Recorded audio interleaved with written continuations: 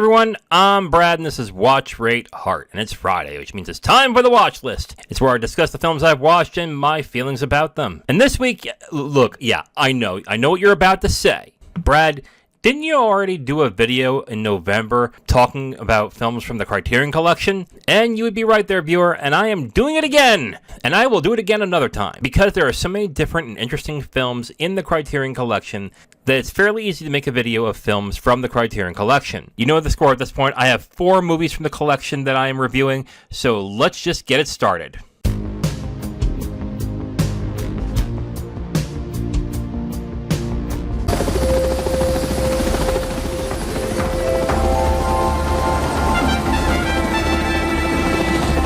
First up from the Criterion Collection is from a filmmaker that, honestly, I need to watch more movies from. And that director is Robert Altman, and the film is the multi-character film Shortcuts. It has a Letterboxd score of 4.1 out of 5, an IMDb score of 7.6 out of 10, a Rotten Tomatoes score of 95% fresh, and a Metacritic of 81. As for accolades, it got 1 Oscar nomination. That's for Best Director for Robert Altman. It's on the Criterion Collection spine number 265, and it's featured in the book 1001 Movies You Must See Before You Die by Stephen J. Schneider. Coming out of Shortcuts, I had kind of a weird reaction to it, and the reaction really is, I think I'm impressed by it more than I actually like it.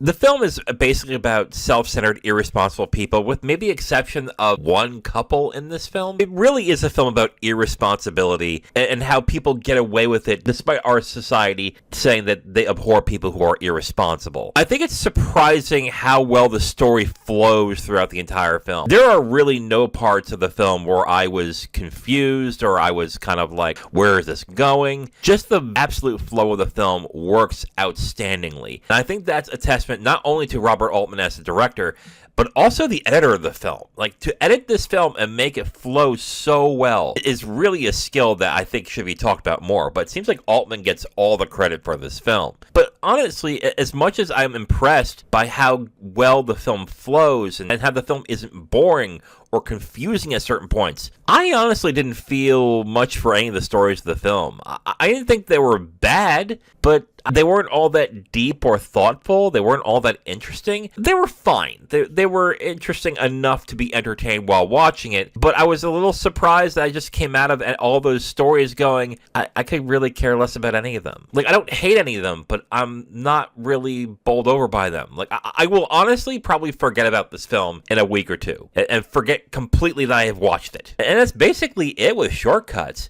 I definitely appreciate the skill it takes to make this movie, but when it comes to Altman and this type of film, I vastly prefer Nashville. I think Nashville is a much better film. But like I said, even though it's from a filmmaking genius, I'll likely forget about it in probably a week or two's time. So as for a rating, I'm going to give Shortcuts 3 stars out of 5. Again, I have to admit, the film is actually very impressive when it comes to the way it flows and it stitches all these stories together. I think it does a really good job of doing that, and both the editor and Robert Altman deserve a lot of credit for that. The story is a decent one, but it's not something that really emotionally engaged me. It's not something that I felt like very passionate about. I just watched it and went, yeah, this is good.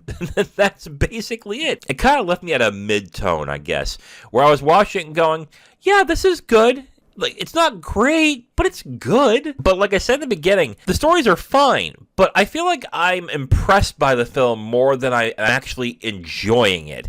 And that's a good and a bad thing in a number of ways. Guess that's just my feeling on the film. So overall, 3 stars out of 5 for me for Shortcuts. Not only do I tell you my opinion on films I'm reviewing here on Watch, Rate, Heart, I also give the opinions of the Letterboxd community.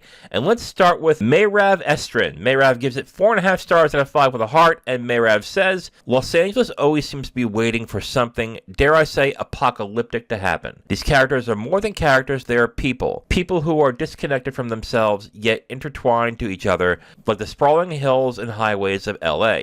These people are shown at their lowest lows, and yet they still have a beautiful sense of nobility to them because the show must go on. Nobility? I honestly think a lot of these people are kind of scummy, to be completely honest.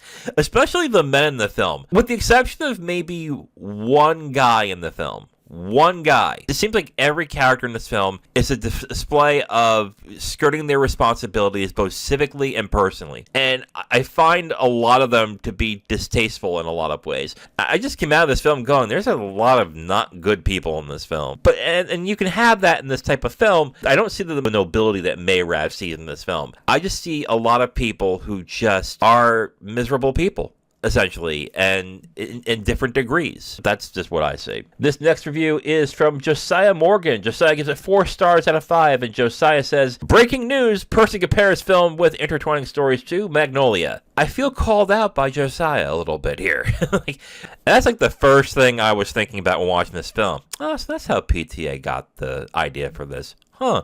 But I gotta say, I think Magnolia is a much better film. And I have issues with Magnolia, but I think Magnolia is a lot better. All right, this one's a long one. This one is from Ford H. Ford H gives it 4 stars out of 5, and Ford says, I feel like every time I revisit Shortcuts, I like it a little less. One of the issues I've mentioned before is the sheer number of characters.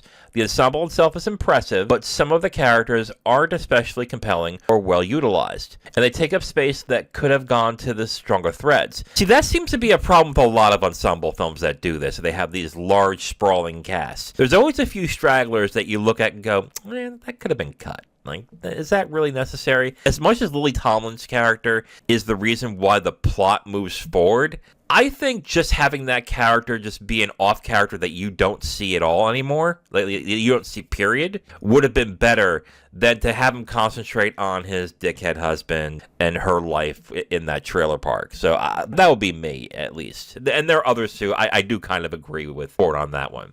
As for the hyperlink structure, it doesn't weave its perspectives together as cleanly as it could. Magnolia remains the gold standard for this kind of storytelling, largely because its emotional core is so unified and its narrative strands feel so purposely interlaced. And I agree with Ford on this one, especially that Magnolia is the better film on this. I don't know if it's the gold standard, but I do think it weaves those stories a lot better than I think Shortcuts does. That said, the craft and display in Shortcuts is undeniable. Altman's direction is superb, and the roving camera work is genuinely masterful. I just wish I cared more about many of the characters, especially since so many of the narrative lengths revolve around affair after affair, which isn't exactly the most nuanced connective tissue. There is emotional resonance here, just not everywhere. Film keeps me engaged, but just barely. A very generous 4 stars. That's really generous, because I feel the same way about this film that Ford does, and I gave it 3 stars. Like, I agree with a lot of what he's saying in this. And you can make a film about a lot of people who I think is just about skirting responsibility. And I think that's why the film is called Shortcuts, because all these people take shortcuts in certain ways where if they would have taken the longer road, they would have been more fulfilled and happier. I think that's what the meaning of the film's title is. But I do agree that a lot of the narrative threads, they don't feel all that engaging. And the theme itself, I do agree, it's not really all that nuanced to really keep everything together.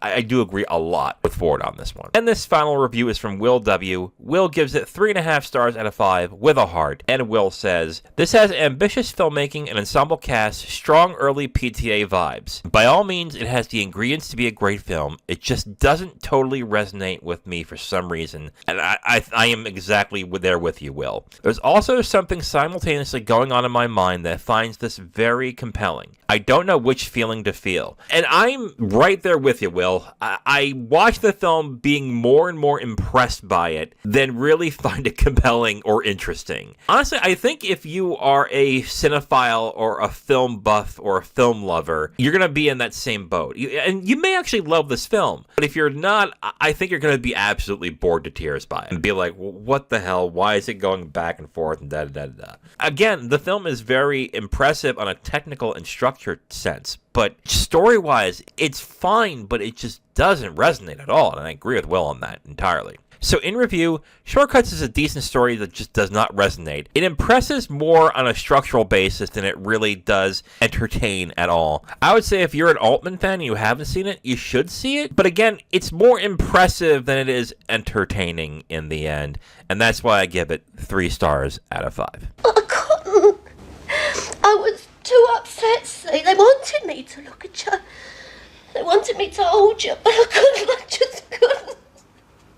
Next is one of 1996's Best Picture nominated films from director Mike Leigh, and that is Secrets and Lies, starring Brenda Blethyn and Marianne Jean-Baptiste. It has a Letterboxd score of 4.3 out of 5, which makes it ranked 180 in Letterboxd's top 250 narrative films. It has an IMDb score of 8 out of 10, a Rotten Tomatoes score of 95% fresh, and a Metacritic of 92. As for accolades, it was nominated for 5 Oscars, including Best Picture, Director, Actress, Supporting Actress, and Original Screenplay. It also won the Palme d'Or that year in Cannes. It's in the Criterion Collection spine number 1070. It's featured in Roger Ebert's Great Movies essays, and it's featured in the book 1001 Movies You Must See Before You Die by Stephen J. Snyder. Well, it's interesting to watch a movie that gets so much praise and then watch it and go, yep, it deserves all of it. I have to agree. I want to say first off, this is definitely a very slow burn character drama. The film is rich with details about the characters that are in the movie, and it slowly drip feeds throughout the 2 hours and 30 minutes of the film. I wouldn't say they go into exhaustive detail. I do have to admit there were times in the movie where I was like, okay, where is this leading to? But I will say that the details and the things that the film does, it does it with a definite purpose that really lands at the end of the film. I want to say the performances by the entire cast is really good. Even like small parts of the film are actually really good. But I want to point out Brenda Blethyn, Marianne Jean-Baptiste, and especially Timothy Spall. I mean, let's get to the first two. Blethyn and Jean-Baptiste are really good in the film. Both actors did a very good job with expressing their characters really well in the film. I would say especially Blethyn, because at first she was a little bit annoying, but then as the film goes on, kind of warm to her, and you kind of really feel bad for her as the film moves forward. But really, I think Timothy Spall has the best performance of the film. His performance really represents the film as it moves, because it's kind of like a slow simmer into like a raging boil at the end, and it really fits well with the rest of the film. And I think he does a fantastic job as Brenda Blethyn's brother in this film. I'm just going to say what I wrote down on my notes as my final point, and that holy fuck does that ending hit hard. Oh my god, that ending is brutal. It's not only like emotionally brutal, but it's awkward as well, and you really feel the awkward tension that is going on throughout that entire dinner party scene where everyone is trying to figure out what's going on, what's the deal with Hortense, and what's the deal with Cynthia, and what's going on, and when it all spills over, it really hits incredibly hard, and it makes that slow burn of the first 2 hours really worth it when that final scene comes. It is really an amazing sequence, and it caps off these great performances by these actors. Overall, I'm going to give Secrets and Lies 4.5 stars out of 5. Just an excellent movie with really great performances. I think the whole cast is great, but Marianne Jean-Baptiste, Brenda Blethyn, and especially Timothy Spall is really good. It's definitely a slow burn movie, and if you get bored easily, it'd be kind of hard to recommend it, but man, when that ending happens, oh my god, does that slow burn really hit very well. So overall, 4.5 stars out of 5 for me for Secrets and Lies. Let's get into the Letterboxd reviews. This one is from KYK. KYK gives it 5 stars out of 5 with a heart, and KYK says, some of the best performances ever captured on film. And you know what? I can't disagree with that. These are really good performances. The next review is from Phoebe. Phoebe also gives it 5 stars out of 5 with a heart, and Phoebe says, I think I'm a Timothy Spall fan. Are there Timothy Spall fans? Anyways, I fully felt it when his assistant started crying and says she wished she had a dad like him. And you know what? In any other movie, that would be corny as hell. But it landed really well. And that's really the thing that is amazing about this film. If this film was made by a lesser filmmaker, or a filmmaker that couldn't get the tone right, this would honestly be a Hallmark movie. This would probably be a Lifetime movie, actually. But because of how good Mike Leigh is, and how he presents all these characters, it is done masterfully. Let's get into the next review, and that is from Colleen. Colleen gives it 4 stars out of 5 with a heart, and Colleen says, I'm going to be honest, it took me 3 tries to get through this, but the last 30 minutes are incredible and make you appreciate everything that comes before it. And that's exactly how I feel about this film. It didn't take me 3 tries to get through it.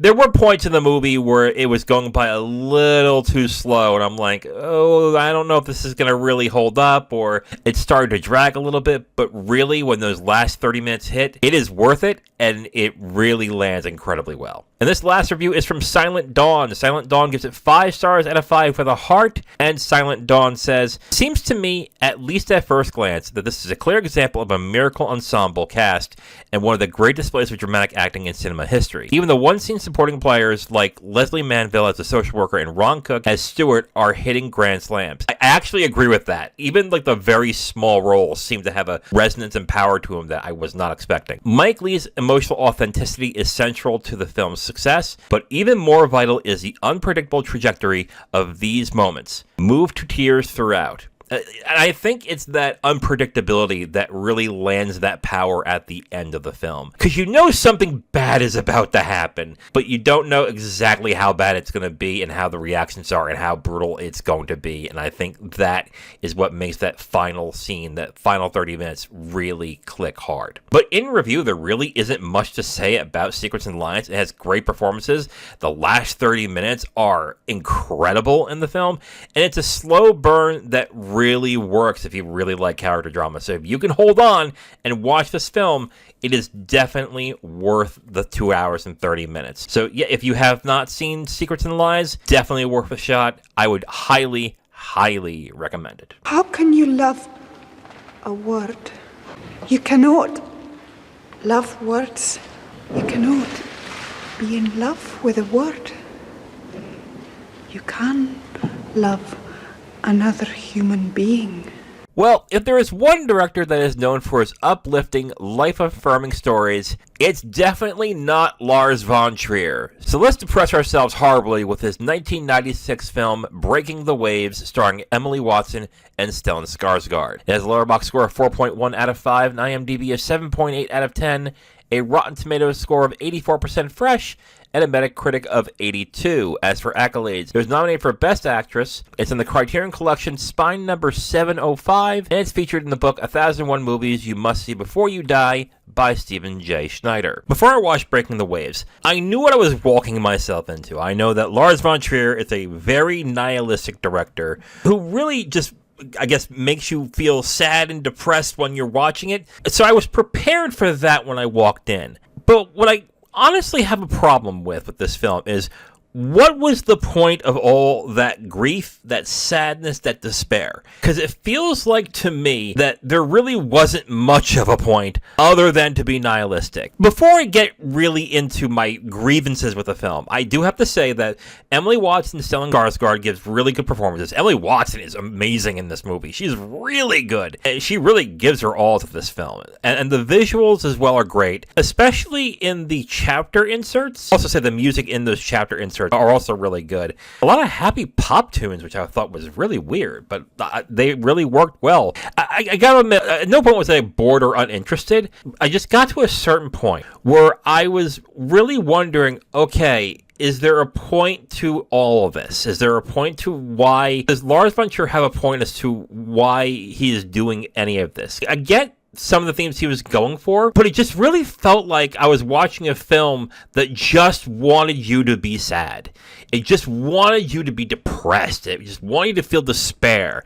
And just like films that do it with the happy side, that makes you want to feel happy all the time and all that, it just feels vapid and pointless. And that might just be what Lars von Trier is going for in this. At a certain point in the film, when what happens to Bess happens, I felt nothing other than, oh my God, it's almost over. Oh God, thank God. Because I've had enough. I want this to be done. And I didn't exactly hate what I was watching in the film. I was like, okay, maybe this is getting somewhere. It just felt like misery porn after a certain point. Like, I did have a visceral reaction watching this movie, but it's a visceral reaction of, oh, fuck you. I was like, fuck you. I don't want to deal with this right now. Ugh. God. It wasn't like, oh my God, I'm so sad. I'm like, oh, I hate you. Like, I just hate Von Trier right now. Ugh, my God. So, yeah, I had emotions during this movie, now didn't I? So when it comes to a rating for this film, I was debating with myself a lot. At first, I was like, I'm giving this a 1. Like, I can't give it half a star because the performances by Skarsgård and Watson are really good, especially Watson, so I can't give it a half star. So then I was like, okay, I'll give it a 2 star because I love the performances and the visuals are really good. I just did not feel right about the story. It just annoyed me to all end. And then that felt wrong. I was like, oh God, 2 stars for that? Like, ugh, like no. So I'm going to split the baby and just give it 1.5 stars out of 5. But again, the performances by Stellan Skarsgård and especially Emily Watson are really good in this film. I think the visuals are outstanding in certain spots. The music and the title cards are really good. But it just felt like this was misery to be miserable. I know there was a bigger point that Von Trier was getting at. I just don't think he succeeded that well in my eyes. I know I am the outlier here, so you don't have to tell me that. But it's not like after watching this film, I was like, oh man, I am so depressed. I was angry. I was like, what was the point of this? So it didn't even give me that. It didn't even give me that despair feeling. I'm like, oh my fucking God. All right, yeah, that's what's going to... Okay, great, whatever. So overall, 1.5 stars out of 5 for me for Breaking the Waves. All right, so let's get into the Letterboxd reviews. This one is from Lucy. Lucy gives it 3 stars out of 5, and Lucy says, Emily Watson gives a stellar and unique performance, but otherwise this only just held my attention. Recently, my fascination with how Lars lays out his morbid stories keep me invested in them, but here that seems to fall short. There's always a generous amount of anguish, but it felt less affecting and the ending less meaningful here. That's exactly how I felt. Like, the ending just did nothing for me. Almost pointless. Thank you, Lucy. Thank you. I agree. It felt pointless. Absolutely. He's a mess and a hot pile of garbage as a person anyways, but I'm unfortunately still oddly drawn to putting myself through more of his films. Oh well. I know how you feel. I know how you feel. Also, this was my last movie on Filmstruck. Rest in peace. Man, Filmstruck. That is something I haven't heard from a while. Man. I feel the same way about Lucy in a lot of ways about this film. I'm going to give the positive reviews as well. I'm really not going to talk more about the positive reviews because, honestly, I vehemently disagree, but people are allowed to have their own opinions. With that, this review is from Matthias Larson. Matthias gives it 4 stars out of 5 with a heart, and Matthias says, that's what happens when you marry a Swede. Okay, alright.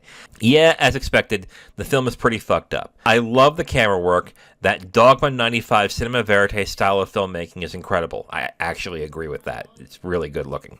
And it conveys the on-screen actions in a very intriguing manner. The best way I can describe the film is awkwardly existentialist. It tackles a fascinating topic with a strange and unique perspective. Overall, it's not an easy viewing experience, but it's a deeply rewarding one. I'll be thinking about this movie for a long time. Recommended, I guess. Let's get into the next review. This one is from Nancy. Nancy gives it 3.5 stars out of 5, and Nancy says, this escalated really quickly. Oscar-worthy performance by Emily Watson. Incredible choice of songs for chapter openings. You can see the reflections of the film in Lars von Trier's later works. Absolutely fascinating and powerful exploration of religion, faith, misogyny, shame, love, and devotion. You know, I said I wouldn't comment on the positive reviews, but I will say this. I saw those themes in this film. Man, I just don't think they really worked for me. And the last review is from Jack. Jack gives it 5 stars out of 5, and Jack says, listen, I really like Frances McDormand's performance in Fargo, but how the hell did she win the Oscar over Emily Watson? Emily is fucking perfect in this movie. Look, Emily Watson's performance is really good in this film, I have to agree, but again, I'm biased because Fargo is my most favorite movie of all time, and I love Frances McDormand in that movie, so I disagree, but again, Emily Watson is really good in this film. I guess the fair thing to say is I had a very visceral reaction to the film, and that is I could not stand it after a certain point. But the honest truth is, I think the performances by Watson and Skarsgård are really good, especially Watson. And it has great camera work and beautiful music in the film as well during the chapter cuts. I just don't feel like there was a point to all this sadness and to all this grief and anguish other than to make you feel sad, to make you feel anguished, and make you feel despair. And I know the film explores certain themes in this film. I just don't think it does it all that well. But I will say this. 1, I am the outlier. A lot of people really like this film. And 2, is this going to stop me from watching Lars von Trier films? Like one of the reviewers said, no, unfortunately, I will probably watch another one. So I guess in a way, I like punishment myself, I guess.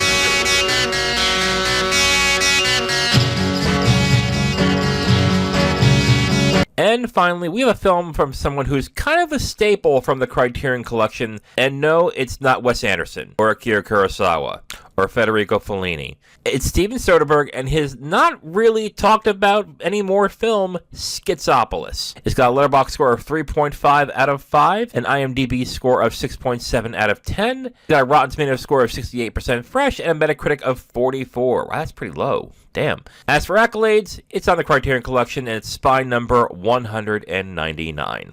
All right, look, when it comes to Schizopolis, there's only really a few things I could really talk about, because one, the film looks terrible, but that was kind of the point of the film, so I can't really fault the film for the way it looks. It's acted very awkwardly, which again was a decision by Soderbergh in the film, so I can't really comment about that. The only thing I can comment on is if the film worked for me, and that is a resounding no. It did not work for me in the slightest. I get what the film was trying to do. It was trying to make fun of corporate culture and the way that people communicate with each other by not communicating very well with each other at all. I understood where the film was going for in that end. But the honest truth is the film is just so boring and unfunny for me that I just didn't care. Like, I got to a certain point in the film where I was so sure that this film was about to end, and I was 45 minutes in. And I was like, shit.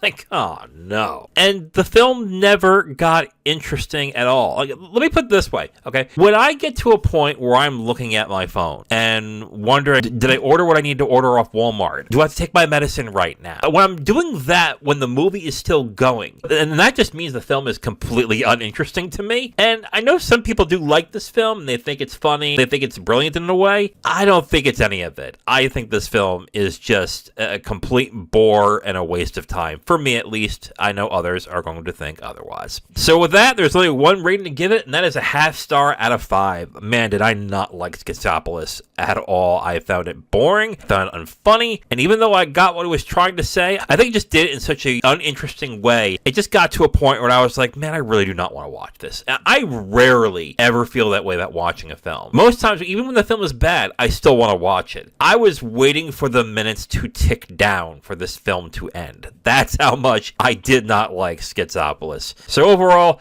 0.5 star out of 5 for me for Schizopolis. All right, well, some of the reviews are going to be very different than mine. So let's start with Austin Shermer. Austin Shermer gets it 4.5 stars out of 5 with a heart. And Austin says, attention-grabbing opening statement, generic description of the plot, or lack thereof, praise of Soderbergh's ingenious and bewildering deconstruction of modern society and human communication, acknowledgement of flaws perceived by others, notably that the film lacks focus, dismissal of such claims on the basis that the film's spontaneity and zaniness is what makes it so powerful and unique, heartfelt plea that Soderbergh returns from semi-retirement. And all I will say is generic statement of disagreement, but also a statement of saying your opinion is valid. This next review is from Josiah. Josiah gives it 4 stars out of 5 with a heart, and Josiah says, Steven Soderbergh's The Sims. Yeah, that's kind of what it feels like at times in this film. And I don't like The Sims either. Maybe I'm starting to realize why I don't like the film all that much. This next review is from Kevin Cookman. Kevin Cookman gives it 1.5 stars out of 5. And Kevin says, Jesus Christ, shut the fuck up, please. I went from, oh wow, how charming, when people were excited about what the late 90s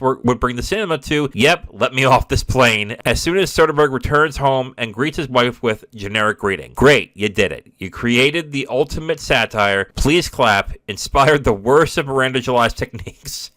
And the most useless of cynical, experimental Los Angeles French New Wave fetishistic filmmaking. I kind of agree with him.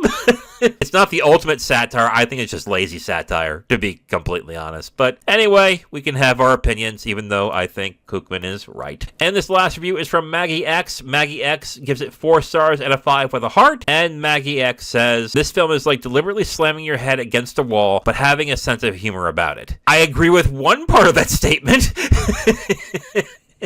And I guess that's really all I could say about it. I found the film not funny, not interesting, and just incredibly boring. And that's why I'm giving it the poor rating that I gave it. Now let's recap the films that I reviewed in today's episode. I gave 3 stars out of 5 for Robert Altman's Shortcuts. Even though I found the film technically impressive, I didn't enjoy the story all that much. I really felt like I was appreciating the film more than I was actually enjoying it. What I will say is if you liked Magnolia, you might want to check this out. You might like it a little more or a little less. I gave 1.5 stars out of 5 for Breaking the Waves from Lars von Trier. Even though I liked Stellan Skarsgård and especially Emily Watson's performance in this film, and the visuals were great in certain spots. At a certain point, I just got sick and tired of the constant nihilism in the film, and by the time the ending happened, I just wanted it to end. I just had enough. I didn't feel anything for the character at the end because I was just so bombarded with nihilism and despair that I was like, alright, just get me off this ride. I'm done. I'm over it. And I gave a 0.5 star out of 5 for Steven Soderbergh's Schizopolis. I found it unfunny, uninteresting, and just a complete bore to watch. And that leaves me with my film of the week, which is Mike Leigh's Secrets and Lies, which is a great slow burn character drama. It has great performances by Brenda Blethyn, Marion Jean-Baptiste, and especially Timothy Spall. And my God, that ending hits hard. If you have not seen Secrets and Lies, you definitely should check it out. It is my film of the week, Secrets and Lies. And that is it for this episode of Watch, Rate, Heart. But before I go, let me ask you a question. What films do you think should not be in the Criterion Collection? You know, the odd ones that you hear about and go, wait, that's in the Criterion Collection? Why? It can even be a film that you like, you just don't see why it's in the collection. My answer is honestly going to be some of the teen flicks that are in the film. I'm talking films like Risky Business, Fast Times at Ridgemont High, and The Breakfast Club. And I really like Fast Times at Ridgemont High, but even I'm like, it just seems kind of odd that these films are in there with films that are, I guess, more thoughtful and artistic, I guess. But I do think Dazed and Confused is an exception because I think it's more than just a teen film. If you liked any of the reviewers I highlighted in this episode, you can check the video description for a link to their Letterboxd profile and be sure to give them a follow and let them know that Brad from Watch Rate Heart sent you. You can follow me on Letterboxd and X at Watch Rate Heart. Please like and subscribe if you liked it and share with your friends. I'm Brad from Watch Rate Heart. Thank you for watching, and remember, we all watch and rate movies, but you give them the heart that makes them live forever.